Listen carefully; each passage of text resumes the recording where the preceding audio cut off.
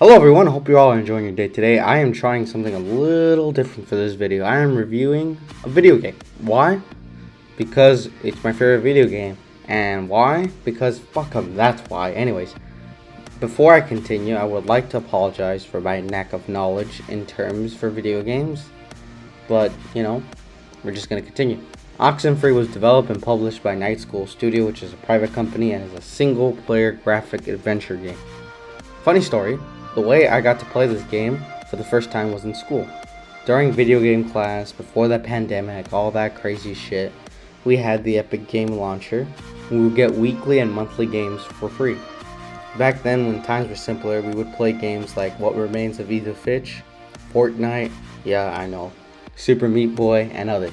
However, there was one specific day where I downloaded this creepy looking game named Oxenfree. Many of you may have heard of it, I'm joking.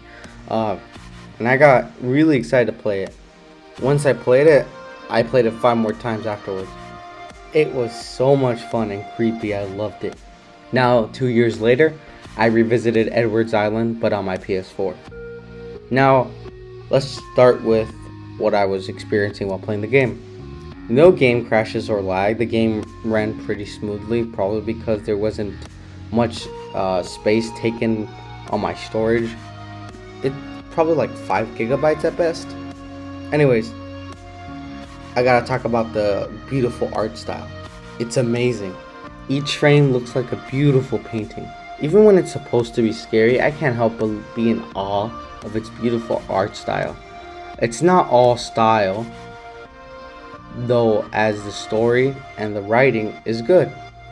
No, better than good. Great. It really does feel like real teens talking like teens rather than adults pretending to be hip and cool. How do you do, fellow kids? The dialogue choices, which play an important factor in the ending, really feel important. It feels very natural and not wooden. The voice acting is also really impressive. Everyone is doing a great job, especially Erin Yvette, I think that's how I pronounce her name, as Alex. But let me talk about the tone first. Like, very quickly, the tone of the game really reminds me of the classic 80s movies and shows, and it really has those vibes. Maybe like Stranger Things vibes. I mean, maybe I'm the only one. But let me go back to the characters. As for the characters, everyone is interesting and compelling. Alex is my favorite. She's, in my opinion, a good example of writing a female character without coming off as forced. Depending on how you play her as well, she can be courageous, positive and rebellious, or sarcastic, rude and negative. Any choices you make with her will severely affect the game's ending, which I like a lot. As for anything else you can do as Alex, you can also affect her relationship with Ren, Nona, Clarissa, and Jonas, which are the other characters. There are also multiple dialogue options with branches, depending on what you make. There are also multiple endings to the game, but I won't spoil them because that ruins the experience of a video game in my opinion, though it definitely is in one of my top 10 best endings in a video game.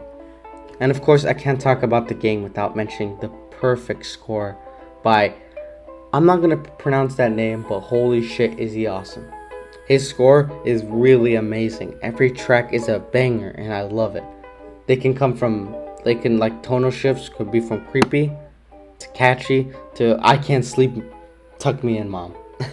It's so amazing. I hope this soundtrack has a CD release so I can buy it. It probably does have a vinyl release, but that's a little different. If there is one problem I have with the game, is that I want more. Though that's not going to deduct any points, of course, because that's just a personal preference.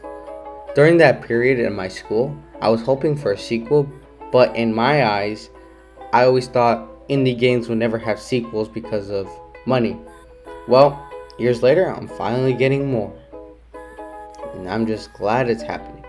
I'm giving Oxenfree a 10 out of 10. You guys should definitely play it.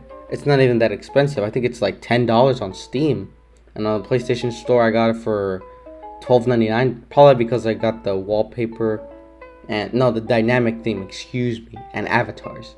It's just awesome. And I'm really glad I get to help them, Buy the game. Play it. Listen to the soundtrack. Support it. Anything. Thank you all for watching, and see ya.